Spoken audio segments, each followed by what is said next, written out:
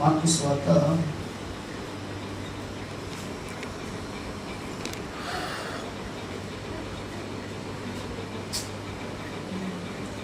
దేవునికి స్తోత్రం.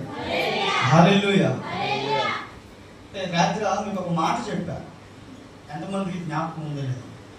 ఏం మాట చెప్పాను అంటే నేను అనుకున్న మాట ఏంటనేది నేనే చెప్తాను. ఎందుకంటే నేను 10 అనుకుంటాను, ఆ 10కి మీరు ఒకటి అనుకుంటారు కాబట్టి నేనే చెప్తాను. రాత్రి నేను అన్న మాట ఏమిటంటే, రాయబడినటువంటి వాక్యము లేకపోతే మనం మాట్లాడేటువంటి మాట చాలా జాగ్రత్తగా అబ్జర్వ్ చేయాలి అని చెప్పాను రాత్రి. ఎందుకంటే కొద్దిసేపు మనం రాత్రి గొడవ పెట్టుకున్నాం, గుర్తుందా? ఒక సందర్భం గురించి రాత్రి గొడవ పెట్టుకున్నాం, గుర్తుందా లేదా? చెప్పండి అమ్మా. ఉంది అంటే ఓకే, లేదంటే మళ్ళీ నేనే చెప్తాను. జ్ఞాపకం ఉందా? అది మాట్లాడండి, ఇంత రైట్ ప్రేరు రాదా?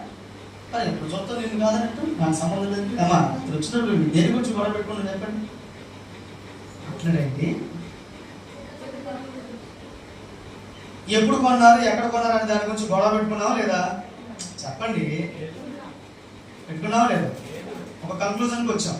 ఇప్పుడు అట్లాంటి గొడవ మళ్ళా అవుతుందేమో అనేటువంటి భయం నాకు అవుతుంది.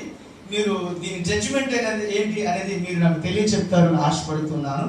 యోహాను సువార్త ఒకరు తీసి పట్టుకోండి, మార్కు సువార్త ఒకరు తీసి పట్టుకోండి. ఇక్కడ ఉన్నటువంటి 2 వచనాలను మనం జాగ్రత్తగా పరిశీలన చేద్దాం. దేవునికి స్తోత్రం. యోహాను సువార్త ఒకరు స్పష్టంగా చదువుదురు కానీ 20వ అధ్యాయము 1-2 వచనాలలో ఒకసారి 1వ వచనంలో కనబడుతుంది.